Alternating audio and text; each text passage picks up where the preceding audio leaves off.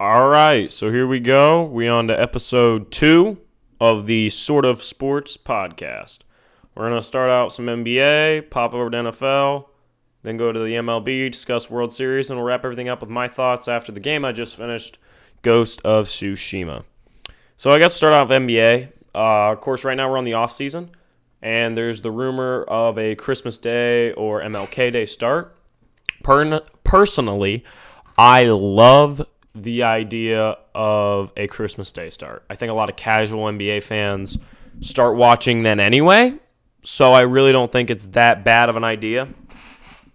Sorry, my chair just squeaked. I think a lot of people enjoy watching the NBA on Christmas Day. A lot of people, that's when they put it on. They're opening gifts with their family, or they're eating dinner, or they're having a big meal and they're watching, like the Raptors play the Pelicans or something. I think that was a Christmas Day game last year. We got to have an NBA Finals rematch this year. It'd be interesting with the Heat and the Lakers. But, yeah, I think they're targeting Christmas Day, and I'm guessing they're not going to go fans. And I just saw Patrick Mahomes trying to get the Raptors to play in Kansas City. That's pretty cool. But, yeah, I mean, I think it's a good plan. That's what I've wanted since the beginning. And then maybe 72 games, I say. And then you can cut it down so we can end at a normal time. We can get back to the normal time frame of the finals being in June. But I don't know if 10 games would knock off 2 months. I'm not sure. I don't really want to be in this weird universe where the NBA season's never the same again, and we always end in, like, August or something. That's just not really what I want.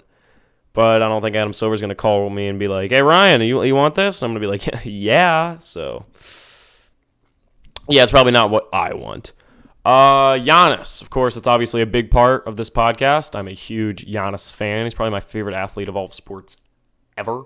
So, Giannis, as I've said before, I don't think he's going to leave. Personally, I don't want him to leave. But there's a lot of talks right now, and the Bucks pretty much came out and said, like, we're not trading him. Regardless of if he re-signs this offseason or not, we're just going to make moves. And what those moves can be, to me, Bleacher Report I saw put out Kyle Lowry, and I completely agree. I think if you get out and you get Kyle Lowry, maybe you swap Bledsoe and some other stuff. Maybe like a pick or two, maybe DJ Wilson. I really wouldn't want to give up Dante DiVincenzo. I don't think you need to give up all that for Lowry. But maybe I'm wrong. I like Kyle Lowry, but it just depends on whatever the Raptors think they're doing. Playoff outlook. Oh, sorry, not playoff outlook. I meant to say coaching. I don't know why I said playoff. We just finished the finals. Coaching. Yeah, Steve.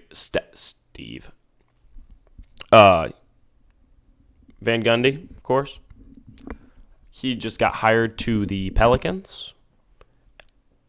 And, yeah, as I said here, I wanted it to be D'Antoni. I was curious what would happen with a young Pelicans team and D'Antoni. But, yeah, I don't know. Stan Van Gundy. I don't know why I called him Steve earlier. That was weird. I think he's not an extremely successful coach. He's not an extremely exciting coach. But maybe he's never really been in that great of a situation.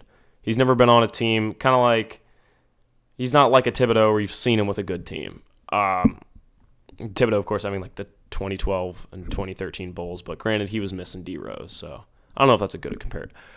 It'll be interesting. I think this season will really see how it goes. Hopefully, he doesn't bench Zion all the time because that sucked. I'm saying hopefully he figures out a way, and I think they might get rid of Bi and try to replace him with like a Danilo Gallinari maybe, and run Zion and Lonzo or like the main duo, and then they do Zion and Lonzo as the main duo, and then they just let Bi walk off to the Hornets or something. Maybe I'm being dumb. Maybe they're just going to completely match anything he gets, but I don't know. I just have this feeling that Brandon Ingram isn't the long term for them, and that they're just going to focus on Zion. If you can hear a ringing, that's a phone going off. Sorry about that. Of course, D'Antoni. I was very curious about where he would go. I wanted to see him Pelicans. And, of course, the Pacers hired the assistant coach for the Raptors, which was a great pick because the Raptors have, like, probably one of my top 3 favorite coaching staffs. I love Nick Nurse. He's great. And I'm really interested to see what happens. This is like the big coaching swap this year at the NBA. Like Billy Donovan, I'm really, really interested to see what happens with the Bulls. I think it's a make or break season for them. But, D'Antoni, I don't know what's going to happen because, I mean, the Sixers got Doc, and this is a make or break season for the Sixers. I think they might make a trade for Harden like we talked about last episode. And the Pelicans, of course, got their guy. So, like, Mike, I mean, if you're a team like the Kings, or I don't know if I'd say the Suns, they seem to like, I forget their coach's name, but they seem to like him pretty well. If you're a team like even the Blazers, like, why not? Why not take that chance? He always has a good regular season record. And if you've got a high-powered offense like the Blazers could, you just see what he does. Maybe you guys think it's dumb. I'm just saying. I'm curious, and I'm not a huge fan of Scott Brooks. I don't think he's not going to get you championship level. You might as well just roll the die, I think, in my opinion. But I don't think rolling the die is really what you want to do when you're handing a guy $10 million. So I don't know. We'll see. He definitely ain't going to go to like the Cavs, but maybe like team like the Kings, I think. When you're the Thunder, like why not? Why not see what happens? Probably not the Thunder, though. I don't think they would. Of course, the Rockets, they haven't even gotten a coach. But Clippers, of course, I'm pretty sure they're going to get Ty Lue. Oh, man, that would be crazy. If D'Antoni went to the Clippers, that would be insane. Now I kind of want it. Like, I want it so bad now. Like, Kawhi Leonard, Defensive Player of the Year, just with D'Antoni. Oh, that's so good. Man, now I want it. Or him with the Mavericks, but I love Rick Carlisle, so I'm not going to do that. But him with the Mavericks would be pretty sick, too. I guess last thing's draft. Everybody's talking about the picks being traded. I think the Warriors are definitely keeping theirs. I think the Timberwolves are probably going to trade it. I think the Knicks are going to pop in and take LaMelo. And there's something about LaMelo and RJ that doesn't mix in my brain, and I don't know why. And I think RJ still got the tools to be a really good player. Potentially all-star. So I'm not sure how I feel about that. LaMelo, I do think is going to be a big deal. I think he's going to be really huge in the NBA. But we'll see. I think this will be a topic we're going to be talking about for a while. But personally, I think when you're Minnesota, you're going to want to trade. But really, what are the Knicks going to offer you of value? If you go Kevin Knox, you're just becoming less defensive and more heavily offense. And offense is not a thing you need when you're the Timberwolves. So we'll see. And Tom Thibodeau, might be able to sweet talk some of those Minnesota executives now that he's working for the Knicks. So it'll be interesting. Yeah, it was such a great insight on this podcast. It'll be interesting, guys. We'll see. Well, I come for honesty. You come for honesty, stay for the charisma, right? Well, maybe you come for charisma, stay for... All right, moving over to the NFL. First thing we'll talk about, Steelers. They're the only undefeated team in the NFL. And why is that? Well, it's because their defense is crazy and their offense is great. So Blitzburg, saw that this week. I'm like, that's pretty cool. Their defense, it's all just about sacking the quarterback, and it's pretty sick. Personally, I still stand by the Chiefs are the best team in the NFL, regardless of record. I think nobody can touch the Chiefs. And I'm not a Chiefs fan. I'm a Panthers guy. But the Chiefs are just... That's like you adding Le'Veon Bell. It's like them and the Buccaneers on paper are like the most stacked squads I've seen in years. It's crazy. But I think the Chiefs, they're currently my Super Bowl 55 pick. Granted, though, I think if Mahomes wins 4 or 5 rings, he's the GOAT easily. He's the best quarterback I've ever seen in my entire life. Brady's the GOAT right now, though, because Brady's got the accomplishments along with the talent, whereas Mahomes has the talent, he doesn't have the accomplishments yet. I think you can definitely get them, though. Playoff outlook, I think the AFC 1 seed will probably be the Steelers. I think the Chiefs will be the 2. And then, of course, the AFC North, in my opinion, within 5 years, not even within 5 years, within 3 years, the AFC North will be the craziest division because I think the Steelers, if they can find a quick replacement for Big Ben, then they're still kicking with Juju and Chase Claypool, and their whole defensive team is pretty young.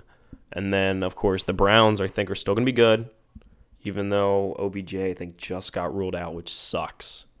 So Maybe I'm wrong about the Browns being good in 3 years, but the Bengals are going to be kicking, and the Ravens are still going to be kicking. So that division's crazy now, and it's only going to get better. At least I think so. But, yeah, the Browns losing OBJ. I think the Browns are definitely a playoff contender. I think that's a wild card team if they can keep things going the way they're going. I don't think that Steelers loss was an automatic get them out. I think they're still, like last week, this week they won over the Bengals, and yeah, you say it was a close game against the Bengals, but at the same time, like, Joe Burrow's really good, and he's got a bad team, so I'm not going to fault them for getting a close victory over the Bengals. Yeah, I think that's how that works out. The AFC North will probably be won by the Ravens, the AFC North is won by the Steelers. What am I saying? Won by the Steelers, and then AFC East goes to the Bills. They're probably the 3 seed, and the AFC South goes to the Colts. Yeah. I mean, it'd have to be the Colts, right? Let me see. Make sure I'm not forgetting anyone. Let me look this up. Am I an idiot with the Colts? Oh, no, the Texans. I am an idiot. Yeah, I'm totally an idiot. Come for the honesty, stay for the idiocy, I guess. Yeah, the Texans are going to freaking win the AFC South. I don't think the Colts will be a wild card team if the Browns can keep it.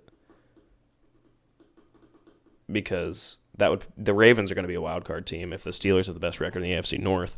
So maybe it's probably Browns or Colts as the other wild card, and then I think that team probably gets beat, or maybe they can upset the Bills, but that team's not going to get by the Chiefs. I still think the AFC Championship ends up being probably Steelers, Chiefs, or the Titans go like crazy as the wild card and they get up to the Chiefs. I like Josh Allen.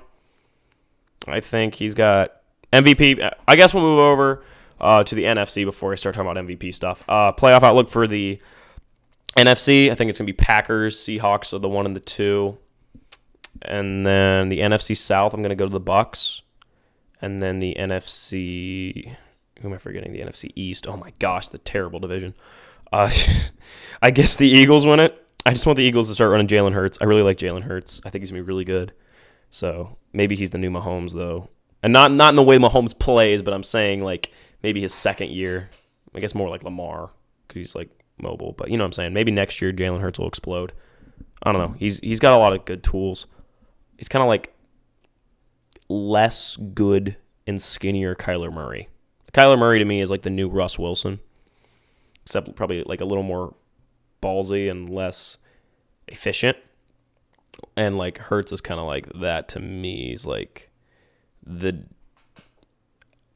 if you, oh man, how do I describe this? He's the RC Cola of Russ Wilson. If Russell Wilson's Coke and then Kyler Murray's Pepsi, then there's RC Cola, which is Jalen Hurts. Everybody knows what RC Cola is, but nobody's like, ooh, RC Cola. You know? I hope that made sense. Yeah, so that's what I think about the Eagles. I think they'll win that division. And then wild cards will probably be, I definitely think the Cardinals. I think the Cardinals are actually a sleeper like contender for NFC title. Like we'll talk about that after MVP. That's the big game, the Sunday Night Football game, the Cardinals-Seahawks game, because that game was a banger. Goodness, I will talk about that in a bit. But I think they're a wild card, and then the other NFC wild card will probably be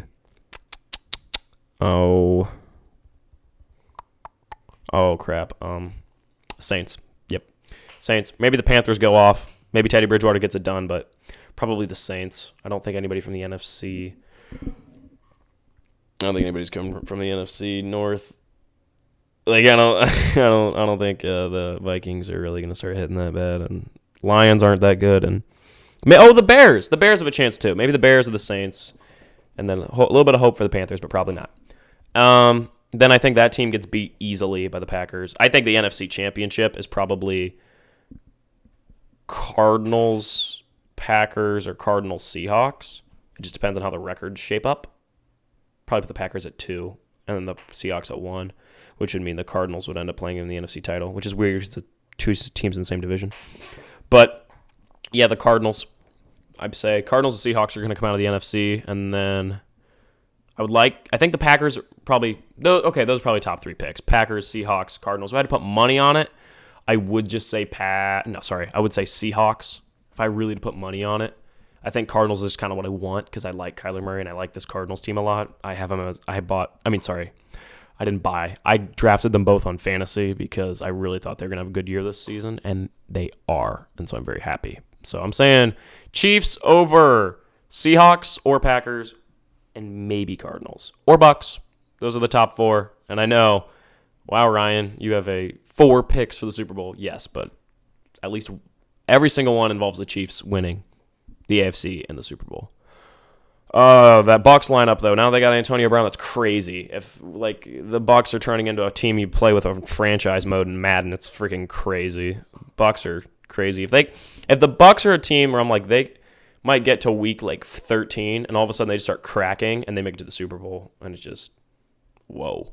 And I'm like, Chiefs, Bucks. Okay, imagine this: Chiefs, Bucks. We get to the Super Bowl and the NFL allows full fans at the Super Bowl. Let's say they get the vaccine or whatever for coronavirus, and then we get the full Super Bowl in full. Because for those of you that don't know, the Super Bowl's in Tampa this year. It was planned out 3 years ago. They planned it 3 years in advance. Next year, it's actually in the Cardinals arena. So maybe the Cardinals will be winning the Super Bowl next year. We'll be talking about that next year, though. Right now, we're talking about this. Bucks Chiefs would be so freaking cool in Tampa. It would be epic. Brady versus Mahomes. Oh man, that would be a great Super Bowl 55. It'd be so good. I want to see it, but I definitely think it's going to be probably Seahawks, Chiefs, and I'm very happy with that. And Cardinals, Chiefs, I think is probably going to be a next year thing, realistically. Packers, Chiefs would be sick too. Rodgers trying to get a second ring. Mahomes trying to get a second ring. It's pretty crazy when you think how long Rodgers played compared to him. I'm going to make a bunch of my buddies that are Packers fans upset. Sorry, AJ. All right, anything else I wanted to talk about before we go to the Cardinals-Seahawks game? Oh, yeah, NFC hangover. I have this theory. Every single Super Bowl since the Seahawks repeated as NFC champions, the NFC champion has sucked the next year. And believe me, I know I'm a Panthers fan. Super Bowl 50, Panthers, they sucked the next year. Super Bowl 51, the Falcons haven't been good since. Super Bowl 52, the Eagles have fell off the face of the earth. Super Bowl 53, the Rams, Sean McVay, I guess the system only worked for one season. People figured him out. And the Niners, whether you want to blame it on injuries or not, they fell apart. So maybe whoever wins the NFC this year, I hope they break the curse because 2 of the teams I named I really like, and I really like Aaron Rodgers. So I guess, and the Bucs are pretty entertaining. So I do really like the Cardinals, and I enjoy the Seahawks pretty good. Seahawks are a pretty fun team to watch, and my girlfriend loves DK Metcalf. Which brings us over to the Cardinals-Seahawks game, which was a banger and a half. My goodness, I was watching it, and I was like, oh man, as soon as that interception came in, the play that blew up, DK Metcalf running down the field. My girlfriend ate it up. I enjoyed it thoroughly. The interception, I was like, oh man, we're about to get a pick 6 off this. And DK Metcalf, I'm like, it's like the Incredible Hulk chasing him down. He's so big. I noticed that when you're watching him and he tackled. If you don't know what I'm talking about, literally just look up DK Metcalf stops interception. It'll be the top search on YouTube. It's crazy. Pick 6, and he just runs down the field and stops it. It was insane. And he's in the end zone when it's crazy. But yeah, he's so big and he's just crazy fast. DK Metcalf's definitely one of the top 10 best receivers in the NFL. He doesn't have the highest stats. He's not like Michael Thomas or Devontae Adams or DeAndre Hopkins. In my opinion, DeAndre Hopkins is the best receiver in the NFL. Michael Thomas is second. A little bit of a hot take, but my buddy today tried to say it was my Packers friend. My buddy's a Packers fan, AJ. He was like, "Oh, Devontae Adams is definitely second after DeAndre Hopkins," and I was like, "He's third. There's no way Devontae Adams is better than Michael Thomas." But whatever. Yeah, but definitely DK Metcalf. He's a beast. Tyler Lockett's really good too. But that Seahawks team, they've been kicking this season, and that brings us to the game, which was a really great game. Of course, ends in overtime off a field goal, 45 seconds left, and the Cardinals make the Seahawks have their first loss. And that's what I'm saying. This Cardinals team, like they're really cooking something. I love Cliff Kingsbury. He's probably like one of my favorite NFL coaches. He's great. I mean, he runs a great offense. Of course, he trained Mahomes at Texas Tech.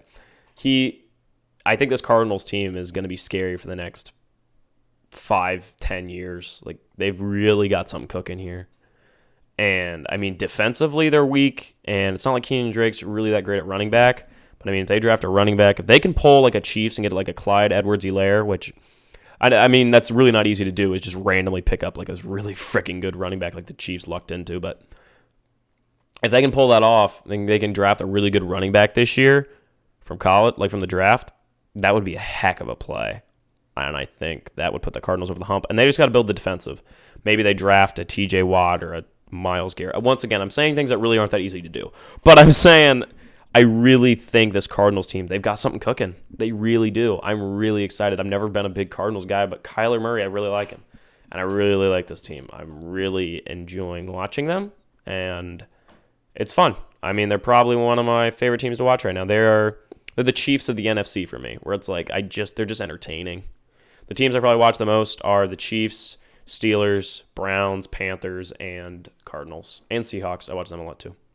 Watch a lot of teams now that I think about it. But my favorites to watch are definitely like the Cardinals and the Chiefs and the Seahawks. And the teams I just named are probably my favorites. And I like the Bucs. The Bucs are interesting to watch because sometimes Brady looks like a king and other times he doesn't, and people call him washed. And it's interesting. That Cardinals-Seahawks game, that moves us over to MVP conversations. Russ is definitely the leader. I think everybody knows that Russ is the MVP favorite.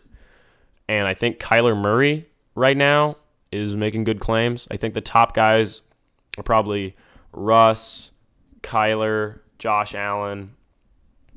I don't think maybe Brady if that team really starts kicking and they go on like a hot streak. But if they keep winning a close game, losing a close game, it's not going to look good for them. Those are pretty much your top guys. And Lamar and Mahomes, especially Mahomes, is still having a really great season. I love Patrick Mahomes. He's like one of my favorite NFL players, if not my favorite right now. I like Teddy Bridgewater and Christian McCaffrey a lot, but Mahomes is just sweet. He's just a really fun player to watch. Mahomes, I don't think he's going to get another MVP for like a year or two, just because that's just the way it works. You don't really get back-to-back MVPs that often in the NFL. You don't really get MVPs within like twice in the same years because there's like voter fatigue. And so I think Mahomes would really have to go off and just do something crazy. Maybe like break the touchdown record in a season for him to be MVP within 3 to 4 years of his first MVP. So I think maybe like come around 2022, 2023, I think Mahomes will definitely be back in MVP conversation. Same with Lamar. It's really hard to repeat within the next 2 to 3 years after you win MVP in the NFL. Just because, I mean, you only get 16 games. So right now I think it's Russ's turn. And like Kyler Murray's got a good look for this year. But I mean, if the Seahawks only get 3 to 4 losses on the season, maybe even 5, I think it's still Russ. But if Kyler Murray can get this Cardinals team to be the second best, if the Cardinals win the NFC West, maybe this sounds biased, I think Kyler Murray probably wins it. But if the Seahawks win it, Russ wins it. And if the Bills can get 4 less losses, I think Josh Allen has really high odds. But I just think if the Seahawks finish the season with 3 or 4 losses and they win their division, it's going to be Russ because he's doing so crazy well. Even when they lose, he looks good. So, yeah, that's my thoughts on MVP. I think Mahomes is still very good, and I still think he's the best player in the NFL. I think Russell Wilson is second when it comes to quarterback. And then probably third best quarterback in the NFL is Lamar. And then probably Rodgers, Brady, Murray. Hope people don't think I'm overrating Murray too much. I'm not like a Kyler Murray fanboy. At least I don't think I am. I don't try to be. I like Mahomes more, don't worry. I think I do. Sometimes I probably do let my bias show a little bit. A little bit, yeah. All right, let's move down to... Oh, wait, one more thing. NFL draft. Right now, the Giants and the Jets are the 2 worst teams in the NFL. There are 2 quarterbacks that are very good at football who have a rivalry that I think is going to end in the national championship. I think I really like college football. I didn't put them on the list today to talk about because it's just kicking off. The Buckeyes, of course, played Nebraska, and it started off slow. And I was like, okay, what are we doing here? And then after the second half, Ohio State came out and kicked them. So I was pretty happy. Now it comes over to college football. Of course, Bama got that big win over Georgia. Right now, I think the national championship is going to be Ohio State-Clemson. And I think within 4 or 5 weeks from now, I'll be able to tell you who wins that. But right now, I definitely think it's the national championship. I'm sorry, Bama people. And Mac Jones, I will give him so much credit. That man, last year, he didn't impress me when he had to fill in for Tua, and now he's killing it. And I'm very impressed with Mac Jones. So everybody give Mac Jones round of applause. Like, thank you, Mac Jones. I'm impressed.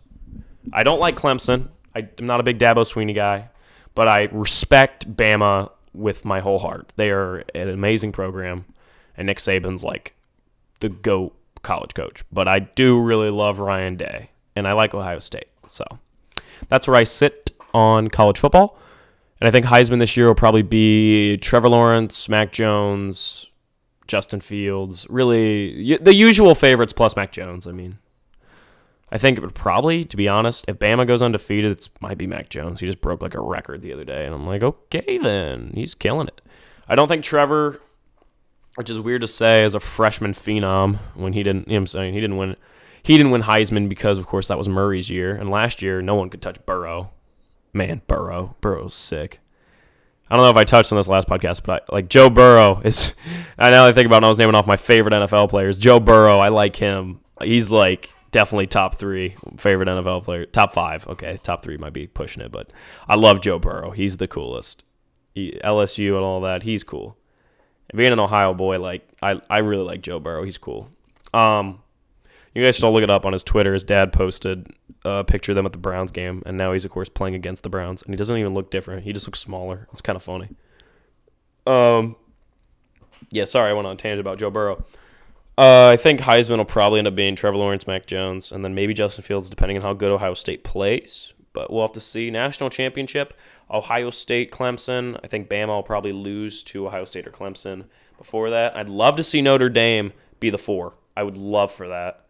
But I think it'll end up being Georgia. But right now it's Notre Dame. And I always like it when Notre Dame does well because it makes me think of 1970s and Rudy. And I just think it's fun when Notre Dame's good at football because they're just kind of fun to watch win. Maybe you think I'm wrong, but if you do, I mean, I guess click off the video. I'm kidding. If you think I'm wrong, it's completely fine. I'm just saying, I think it's fun when Notre Dame does well. Maybe that's kind of dumb. And they also don't even have a conference. So that's just kind of interesting to me. They don't have a conference. They just play where they freaking want. And they're ranked. But yeah, back to what I was saying about the draft. I think Clemson, Ohio State, it's become a big rivalry, I think, to people in Ohio at least. I don't know if Clemson people. If you're somebody who's listening to me and you're a Clemson fan, though, how did you find me? Me and all, my 2 subscribers. I don't know how you found me, which I guess, thank you. Okay.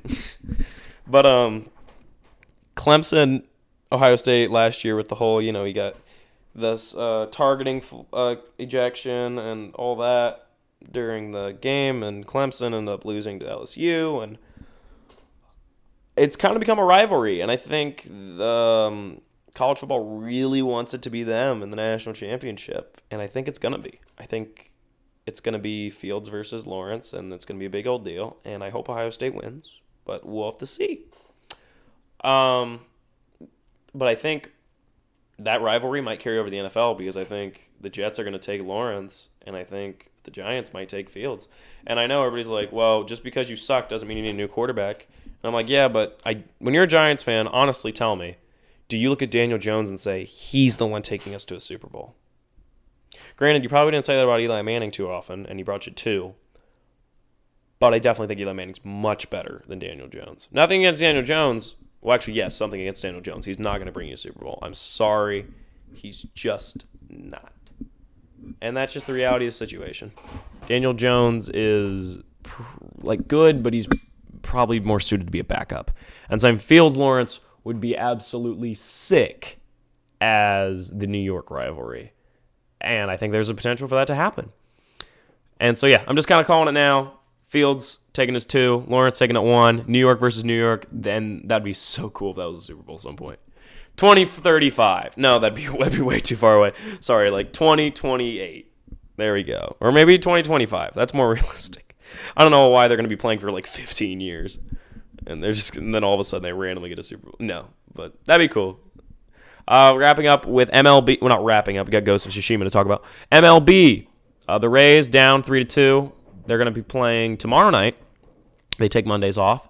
And the Game 4 ending was insane. I was watching it. I was hoping Randy was going to hit a walk-off, and he didn't, and I was upset. But regardless, it was sweet. It was a great game. And I've really been enjoying the World Series. John Boy Media was at the game where Randy got the walk-off run in, and I was happy to see John Boy Media. He's obviously a lot bigger than I am, which is fine by me. I don't really mind. I just enjoy John Boy Media. He's pretty entertaining. You guys should go check him out. Back to the walk-off by Randy Arozarena. That was crazy.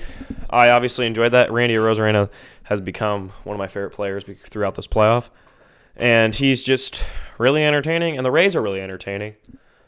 And I found it weird that in Game 5, they wore, like, the Devil Rays hats instead of the TB. But granted, I kind of have, like, a mini MLB hat collection I like to grow. And the TB Rays, as much as I enjoy watching the Rays, they're not one of the coolest hats.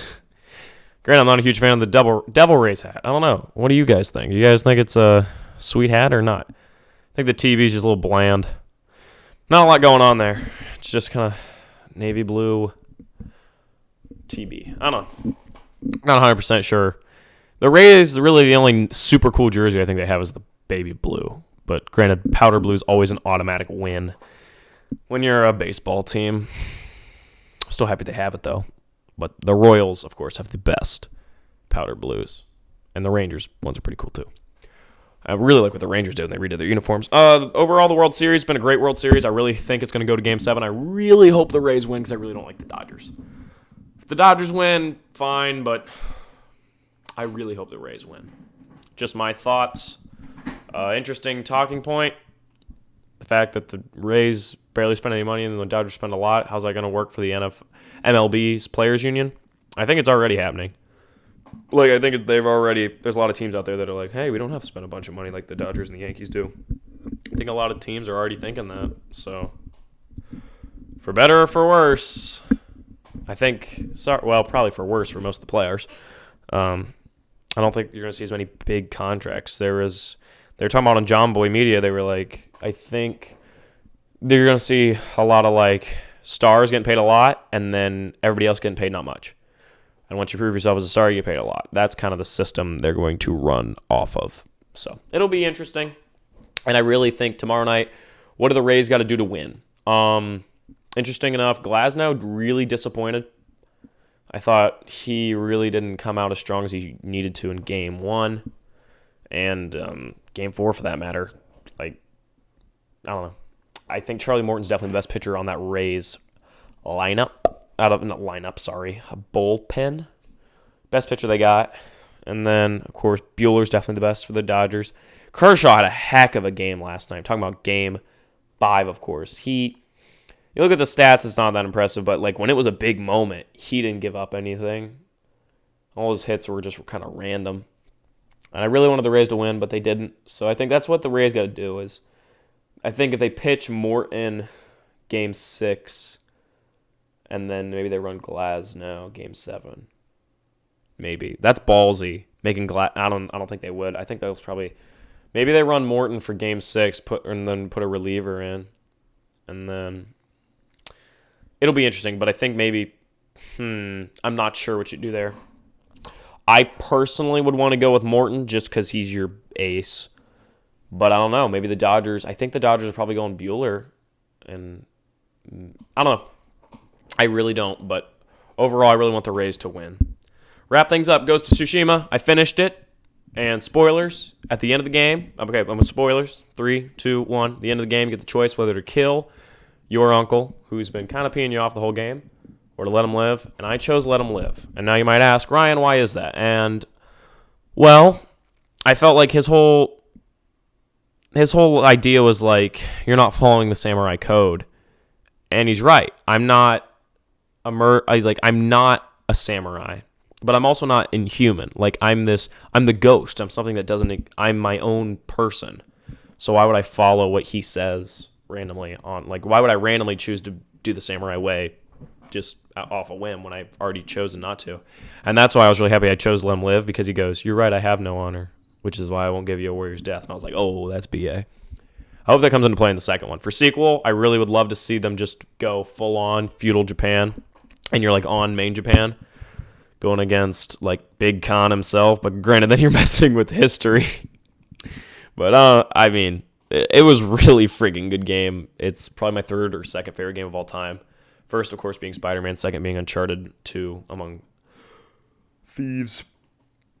But it might be second. It's definitely up there. It was an amazing game. I think anyone who owns a PlayStation needs to buy it. You'll love it. It's the combat, some of the best combat I ever played in a video game. Story is amazing, and it's just a really great game. Maybe I'll talk more about it in the future, but we're getting near the end of this episode, and I'm saying definitely a 10 out of 10 game. A must play. One of the best games I ever played. And yeah, it's just a really great experience. And I think the story comes to a great ending, and I let him live, the uncle live, because I felt like that was what Jin would have chose based off what happened in the game. The game really has this beautiful story of, like, this man giving up everything for the good of his people. And it's really just a beautiful, beautiful game with a beautiful story, and I think everybody needs to experience it. So I think that's what we're going to wrap up with the Sort of Sports Podcast. I'll see you all next time.